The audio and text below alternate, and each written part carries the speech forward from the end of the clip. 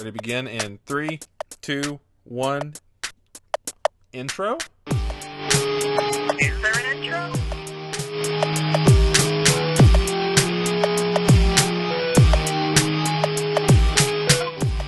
That's What's the up? intro. My name's Lana.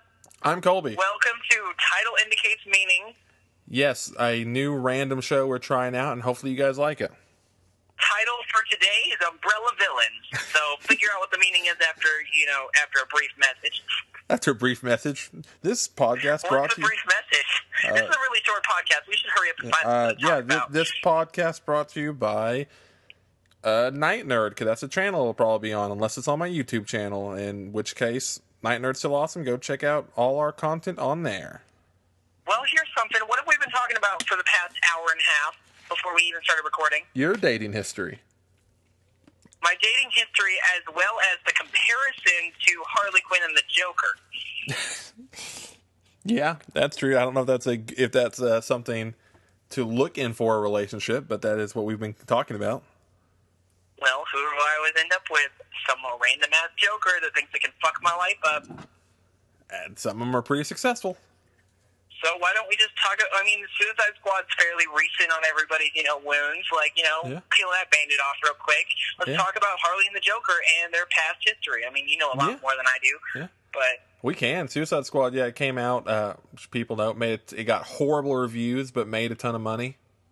Like I said, let's peel that Band-Aid off as we, right now. Let's go ahead and pull it off. Be like, your wounds are healed. Let's start it off now. Yeah, extended cut just came out, has 12 extra minutes, but a lot of people know there was 7 different cuts of the film and all kinds of random stuff. Jared Leto got pissed because they cut out a lot of the Joker scenes. Apparently there was enough Joker and Harley material to make an entire another movie.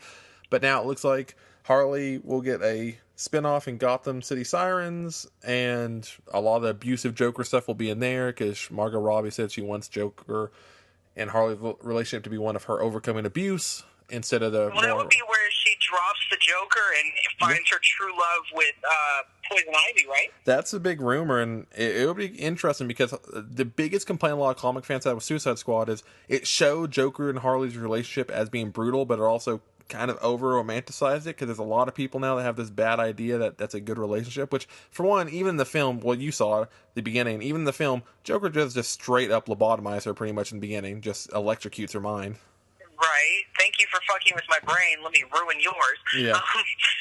Which really she was trying to help him, and he took that as fucking with his head because he likes being so fucked up, which nobody can understand unless you're that kind of person.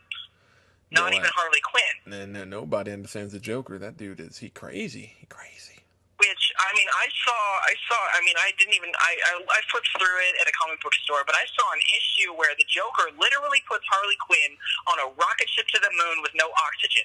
Yeah. He does some fucked up shit, too. There's been a lot of... Of course, this is after she hits him on the head with a hammer. This is like typical Harley, like in the red and the white, and she has her giant mallet. She hits him with it, and he throws her on a rocket to the moon. I'm pretty sure she hits him with it. I know Batman was involved somehow. I mean, I really wasn't paying attention to Batman. You're the only one. As it goes, that's, if I'm thinking I'm like Harley, that's who I'm jealous of. Like, fuck you, I don't care what you're doing. Yeah, you're only based on sales. Yeah, you may be the only person in the world that doesn't care about Batman. Right, and I've already pissed off our one fan that we're going to get from this. Oh no, there'll be someone that listens to this that's not family or friends. That's like, I'm a big Harley fan, which that's cool. Right. Harley's like, oh, I get you. Yeah, no, probably not. Harley's I think a lot of people that like Harley like Batman because of the aspect he brings into the relationship of Harley actually having somebody to compete with. It's not a woman. Well, it's also... And the fact that she never has to compete with a woman because she's always fighting over, trying to get attention from him when all he's done is focused on Batman, who is his arch nemesis. Well, there's always... So to her, that's not love, that's anger, but to Joker, that's true love. And it's always an interesting dynamic there because Batman's always essentially just trying to save Harley Quinn, where he almost has not quite a two-faced relationship, but a similar one where he's essentially knows that Harley does have good in her, and it's always trying to get that out of her. And in recent years, Harley's become more of an anti-hero than a villain. Like, she's got her own series, got her own stuff where she does like more hero-esque things and has been associated more with being an anti-hero than a straight villain. Kind of like Catwoman. Kind of, yeah, like... So, yeah, like, oh, yeah, the actually, Joker yeah. and Catwoman to Batman. Well, I guess Harley would be Catwoman versus, Joker to Batman. Kind of, like... Sorry, I can't remember the exact... I've been drinking a lot of wine tonight. I can't remember the exact terminology. No, I can kind of see it. Well, kind of. It's like Catwoman and Batman have actually a relationship. Here it is. Harley is to Catwoman as Joker is to Batman. Kind of, except Catwoman and Batman do add a little bit of good to each other, where Harley and Joker... Wait, no, here it is. Batman is to Catwoman as Joker... No, I can't even get it right. It's like Sigfried or something like that. I can't... Yeah. But basically, at the end of the day, is Batman and Catwoman, their alter egos are essentially match each other. In fact, there's the newest issue of Batman that came out a week or two ago at this point had a really cool moment where Batman, it was talking about Batman's origin story where he was young, he was essentially slitting his wrist going to kill himself, and in that moment essentially killed Bruce Wayne, and that in his mind that was the moment Batman was born, and that's why he says, I am suicide, because every day I am walking death. And Catwoman is the same way, because she killed Selena Kyle when she was young at the same time. Now they're Catwoman and Batman. So when they kiss, they essentially die together, and that gives them a moment of release. Right. But they are walking Joker death. and Harley just kind of developed this insanity over their life. Yeah. Unless instead of trying to kill themselves, somebody tried to kill them. Which of course, Joker tried to kill Harley. Well, tried to kill Dr. Quinn to create Harley, knowing what he was doing because of the shit he went through with his dad or whatever the fuck story he ends up coming up with. It's always different. Yeah, it's always some random-ass story about this horrible thing that happened. Whatever it was, killed whoever he actually is and created the Joker. Yep. Well, if... so that's why he created Harley Quinn, which is why Batman and Catwoman are so different. Yeah, well, there's many a famous lines of Joker saying, like in Arkham Asylum and Scott Snyder's run, stuff like, if I'm going to have an origin story, I prefer it to be multiple choice, or if you're going to know my backstory, I prefer choose your own adventure. So you sent me a picture earlier of Bane breaking Joker's back. What was that from? Oh, that was from, okay, so the very famous thing of Bane, one of the first thing that Bane ever did, very famously, is Bane was in Nightfall, which was Batman had been beaten up, broken down, and Bane had essentially released these horrible villains had been after Batman. Bane was somewhat behind their release, and Bane finds Batman and just straight up breaks his back, and that he breaks the bat. Well, there was some what if stories and not what if it's DC, but some alternate stories of if Batman if Bane had broken Joker's back, and just some random stuff like fan servicey stuff, but it's a cool picture. Fan stuff. Yeah. Fan stuff, and I don't know if that's I don't know if that's happened in main continuity of Bane. I don't think it has, but it's just a very iconic image of Bane breaking Batman. So at some point in either canon, fan lore, or whatever, he's basically broken everyone's back. That kind of became his signature move. Well, I do know the Bane Backbreaker is pretty popular among the Bane. Oh, sorry, Bang, not Bang. Yeah. I mean, it's pretty much like bang, boom, your back's broken. Yeah. But I do remember him doing that to Batman in multiple instances. Yeah, he does. The movie in particular is where I remember it from. I know you read a lot more comics than I do. Yeah. I typically follow storylines based off the movie and then ask you, what have you read? In Dark Knight Rises, he does that where it's that famous scene where it's like, you trying to use the dark against me. You've merely adapted to the dark. I was born in it, raised, and all that stuff, and then picks him up and just breaks him really easily. Right. Of course, that reminds me of a supernatural quote that has nothing to do with this. But I am the light that has raised you from fruition. I would think Batman would say that. That's a Castiel quote, of course. I have not watched any Supernatural. Should I?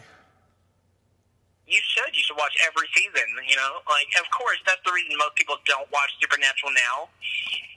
It is one of those shows that, it comes on TV, you can watch one episode and be like, that was cool, I got to see some action. Mm-hmm. But when you watch it on Netflix, the reason people don't watch it is because there's 8 seasons now, 9, I think.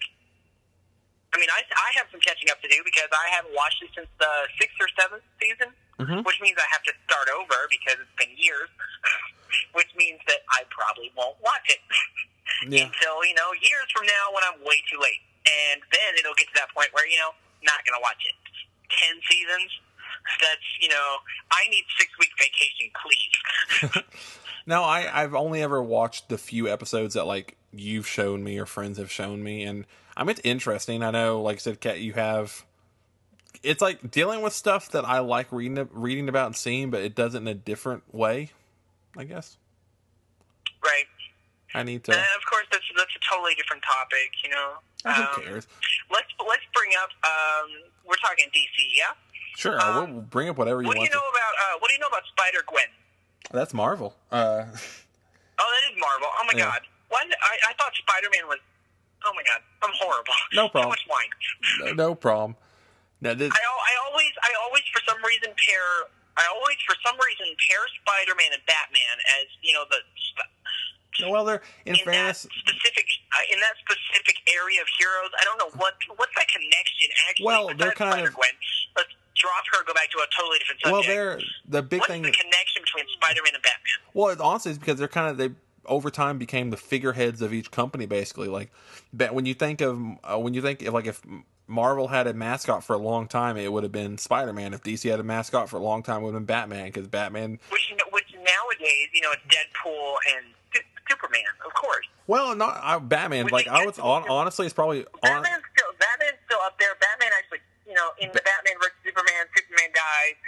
Spoiler, yeah. But at the same time, I still feel like wouldn't Superman be that iconic figure? He is always been around, always going to be around because he's immortal. Kind of, but at the same time, when he dies, he comes back to life. Always, he always comes back somehow. No, yeah, I mean, in fairness, Batman has for someone who's mortal has become just as immortal, and Batman sales wise, like if you look at sales wise, Batman comics and movies still make more money than pretty much anybody. The connection is the mortal human overcoming his mortality. Yeah, Batman's killed. So with Batman using the tools that he has laid before him, such as all his money, he can have kryptonite. He can have, anything to combat any hero or villain, and he has it.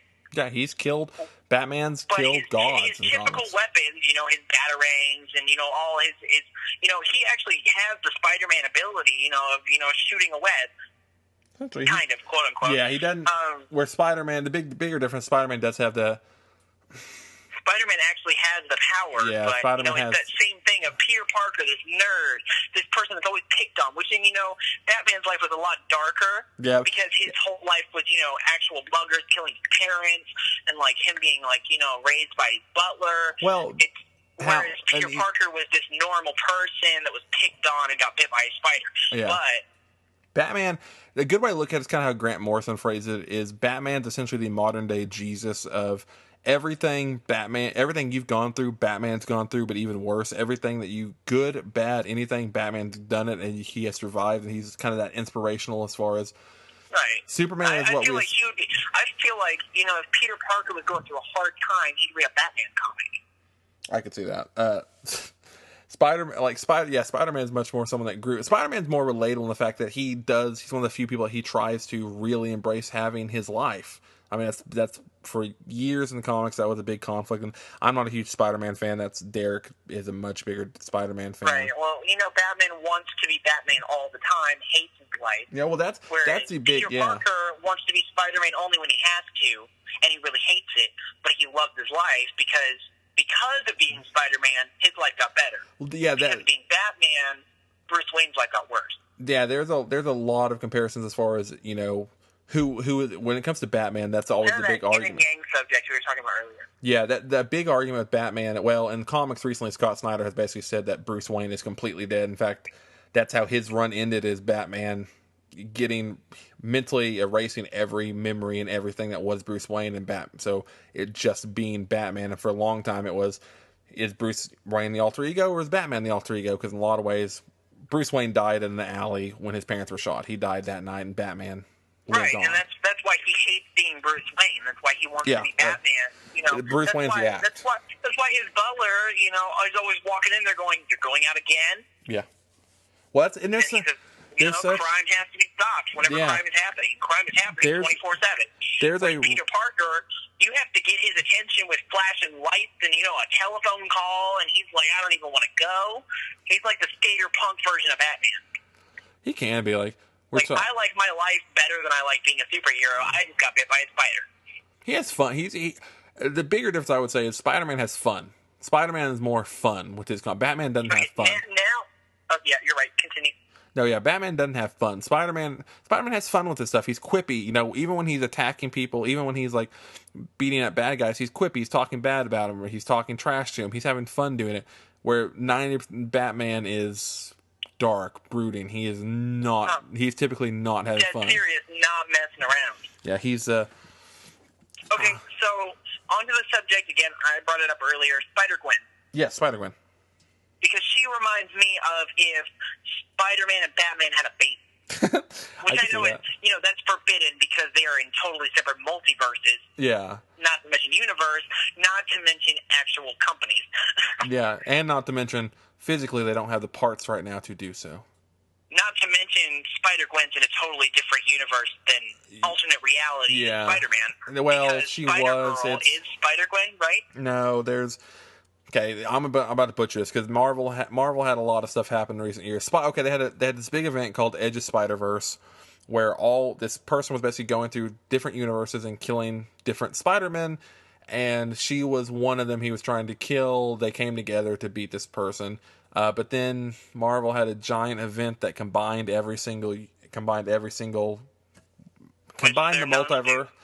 multiverse. So I think, I don't know for sure. I'm pretty sure Spider-Gwen now exists in main continuity. She's on the main universe. I'm almost positive. I could be wrong about that though. Okay, so would she be a totally separate person? Yeah, well, yeah. What is her alter ego? Her, you know. Well, it's Gwen Stacy. It's Gwen Stacy. But did you see the Amazing Spider-Man movies? Yeah, you know. Okay, so Amazing Spider-Man. It's another thing where he's not. Is Mary Jane's not his first love, and a lot of people consider Mary Jane not his. Oh, she's his first love. I'm going to butcher Spider-Man history. I'm so sorry. But well, that's the thing, though. Before you continue, I read, you know, through a couple issues of Spider-Gwen, just kind of flipped through them. You know, one of them I actually, actually looked through. Yeah. She knows Peter Parker, and I don't think if he is Spider-Man, she doesn't know it. No, I'm pretty sure she refers to him as Peter Parker. She's as she's in costume as Spider-Gwen. I'm pretty sure in her Peter universe. Parker's not gonna like this. I'm pretty sure in her universe, in her universe, Gwen Stacy, for one, the obvious one, Gwen Stacy didn't die, but I think Gwen Stacy got bit instead of Peter Parker. I could be making that up. I think that's the case. I'm gonna look it up before. Thank God, this is. We'll come back. We'll come back to that. Continue what you were saying before we. I was gonna say you've turned the one non-comics podcast we have into a big comics podcast now. Right. Of course, I had a lot of questions and a lot of things to talk about today, but of course, this podcast is not going to be all comics. Let's see. Random things I'm watching on it. Let's see. So she was the Gwen Stacy of Earth 65, of course, the alternate Earth from Edge of Spider-Verse #2 in 2014. So. Let's see. Spider-Gwen explores the universe where Gwen Stacy was bitten by the radioactive spider instead of Peter Parker, forcing her into a career as the Spider-Woman of her world. Gotcha. I figured that was the case. So it was just, a little unclear. I just barely realized that, whenever we were in Austin, what's the store we always go to? Austin Books and Comics? Austin Books and Comics. I should have known that. But that's where I saw, the first time I saw, and that's quite recent, the first time I saw a Spider-Gwen action figure, I went, I don't know who that character is, but I have to read it. Well, she became one of the most iconic white with pink on. I don't know. It's perfect. It's like if Spider-Man never existed, I would have actually cared about the Spider Chronicles. Well, she was a hugely popular character. In fact, I'm on her Wikipedia page. Let me see. It was just surprising that I'd never heard of her. I saw her and I went, "Who the hell is that?" Let's see. The first issue of Spider-Gwen was the third best-selling comic of February 2015, selling over 250,000 copies. She received positive reviews from a lot of different people. She became an instant hit. In fact, there's actually, speaking, it kind of ties into this. Edge of Spider-Verse had one of my all-time favorite Spider-Man issues. Gerard Way actually wrote one of the issues of that, and he wrote a character called Spider, it was SPE-DR. Right, and it was basically this girl that was operating this mech that was Spider-Man in her universe. So there's. Oh wow, I haven't heard of that. I knew that he had a lot to do with Spider-Man comics later on. Well, just like he wrote that one issue, Because, and it's a really good issue. He's one of those people that's like, I like this hero, I'm going to write about him. Not even have to talk to the people. Like, call him on the phone, hey, I'm going to do this. They're like, whatever. He wrote that one issue. It's the only Marvel issue he ever wrote. He wrote that one issue. I was kind of hoping he would write more because, like, I'm not a big Spider-Man fan, but I'm a huge Gerard Way fan and how he writes comics especially. Well, you have to think with his power, he can't stick with one thing for too long because he has too many things he's allowed to do. Well, right now... He's got, basically untapped potential of characters. He could be, jumping the bridge between Marvel and DC if he wants to. Well, right now... Like, he could, bring my little fantasy together and be like, Spider-Gwen and Batman duke it out in 20 minutes. Well, right now... 15 bajillion comics. Right now, he has his own imprint at DC, where he has 4 comics coming out. He's writing 2 of them. The other 2 are written by people, but he's like the head person overseeing that universe, the Young Animal universe, which is part of DC proper continuity. He seems to stick with his own stuff in DC, Yeah, well, not DC. I'm sorry, Marvel. No, you're right, DC. He does? Yeah, so Spider-Man was one of his, jumping the gap kind of thing. Yeah, he wrote one issue of Spider-Man. I was right the first. Sorry. No problem. You have been drinking a little bit, haven't you? Not a lot. I've only had the thing is I'm wine and vodka. That'll definitely do it quicker though when you start mixing. Yeah. At first it was vodka and cranberry juice, and then it was way too strong, so I added apple juice to it, which I'm allergic to, so it got me a little bit more drunk, a little extra. It's one of those things where it's like, it's not alcohol, but because I'm allergic to it, it makes the alcohol more potent, but doesn't taste as strong. Yeah. And then I drink wine, which I'm allergic to grapes, so that's, a little extra. Oh my God. That's, what did we do? I'm just a little bit off my game here. That's okay. That's like, that one, I'll tell that story, it doesn't matter. We're on a podcast, it'll be fine. I'll just say that one game of beer pong we played where we refused to do beer because we both hate beer, and this is before I stopped drinking alcohol. Drinking Hypnotic. We were drinking. It was half Hypnotic, half wine, and in the middle there was vodka. Oh my god! That night was horrible towards the end. That was a great honestly, night. But... It was one of the most fun nights I've ever had partying. But at the same time, it's like horrible memories, like just things I would never do. I'm surprised you have any memory of it, to be honest. I do. I have plenty of memories of it, and they're horrible. I think to a point. Me giving a lap dance to a certain person right as his girlfriend walks in the room. Yeah, I remember that. Those kind of memories where you're like, oh, that was fun, but really fucked up in hindsight. Oh, yeah, there was definitely some, that there was... Or he was just drunk enough to, be reacting with literally just his eyes wide open. Yeah. Not even, not knowing what to do. He was out of it entirely. I don't know what song came on. All I know is I wanted there was no song. There was no song. That's even worse. Yeah, there was no song. That was right before that was happening, and that lasted about 5 seconds, and then you got up, went outside, fell to the ground. I picked you up and carried you back. I'm pretty sure I passed out when I realized that he had a girlfriend.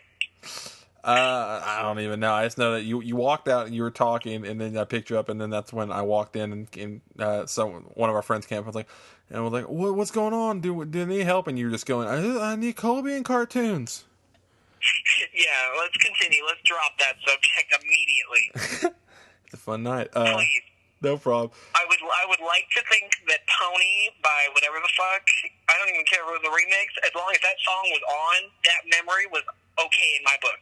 Okay, well that song was not on. No music playing, don't even talk about it. Yeah, there was no music playing. I guarantee you. Cause I remember just drop it. Just drop it. it. Yeah. Well, we talked a lot more on comics on this episode than I thought we would. I didn't think we were going to talk about it at all. I've been watching Always Sunny in Philadelphia. Why did we not talk about Always Sunny? Right? It's the greatest show ever. Literally too many quotes to die over. We've been texting quotes back and forth for basically 2 days straight now. Yeah, I know. Literally our conversations for the past... I mean, since we were in Austin, have literally just been like, good morning. Well, not even good morning. Here's this horrible quote. Yeah, you. And then on that note, good morning. Yeah, you could. Okay, I won't lie. This morning, you confused the hell out of me with that quote because I woke up and I read. I'm like, what the fuck? And then you texted good morning after the quote. I'm pretty sure that was this morning when I said on that note, good morning. Yeah, it was, and I was like, because I read, I'm like, what was the quote I sent you? Because I know it was horrible. Oh yeah, it was. Let me see. I'm sure I still have it. Let me go through them all. So yeah. Too many messages. I know. Too many messages to function in a short time period. I know. This is the problem that we.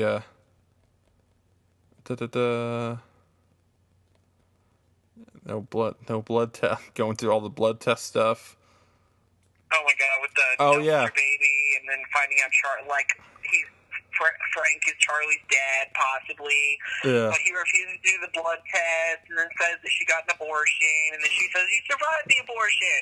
Yeah. Okay. Yeah. So this is what I wasn't asleep yet, or I wasn't awake yet, so I wasn't asleep. Spoiler alert, guys. Yeah. I woke up to this where you texted me and okay, it's really cold. It's been 9 degrees all day today, so it's been cold. I slept in a little bit. So at 9:44, you text me, "Do you want to get hard?" Question mark. Do you want to shove heroin into your ass? Question mark. And then a minute, and then. Oh my god, this is like what was the episode? I can't remember the name of the episode, but it's Mac and Charlie realize they don't have a dad. Yeah. Or Mac's dad's in jail, so they go to visit him, and he says the only way that he's going to hang out with them is if they, shove heroin up their ass and smuggle it in. Yeah. And they're sitting there in front of Frank. Frank's watching the whole thing. Who's possibly Charlie's dad, but they haven't talked about it yet. Yeah. Again, spoiler alert, guys. I'm going to ruin this episode. Well, It'll still be funny. it's like a 10-year-old. It's a 10-year-old episode, I think, or a 5-year-old at least. Yeah, right. Still, if you haven't seen it, watch it. I'm not ruining episodes for you. Like, I could literally repeat the whole thing to you. You'd still watch it and laugh your ass off. Oh yeah, it's great. Maybe drink before this episode. It's great. But so you can still laugh. But there's 10 in there, and they're trying to get hard, like tough. Yeah. So that Mac's dad thinks they're cool and wants to be their dad. And Charlie's like, "You want to get hard? You want to get hard? You want to shove heroin up your ass?"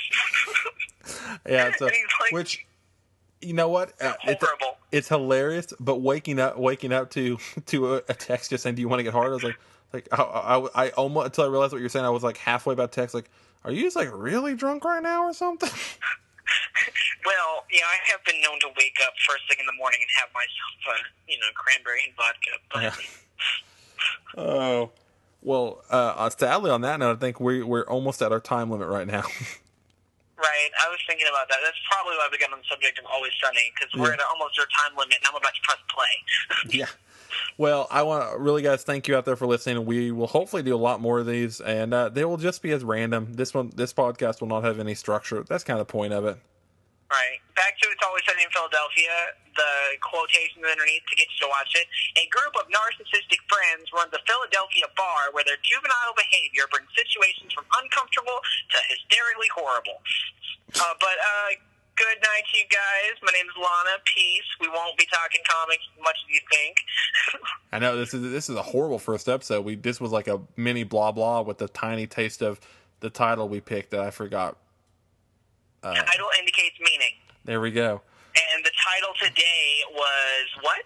I think you said Umbrella Villains, I think. Umbrella Villains, which ended up not having to do with anything we talked about, which is really in the spirit of the show. We talked about, basically we put an umbrella over the villains, pretended the heroes didn't exist, talked about them for a minute, and then also talked about the heroes in separate context. Yeah. But anyway, thank you guys for listening. We'll be back with another episode, hopefully shortly. Right, we'll talk to you soon. Bye, everybody. Peace out.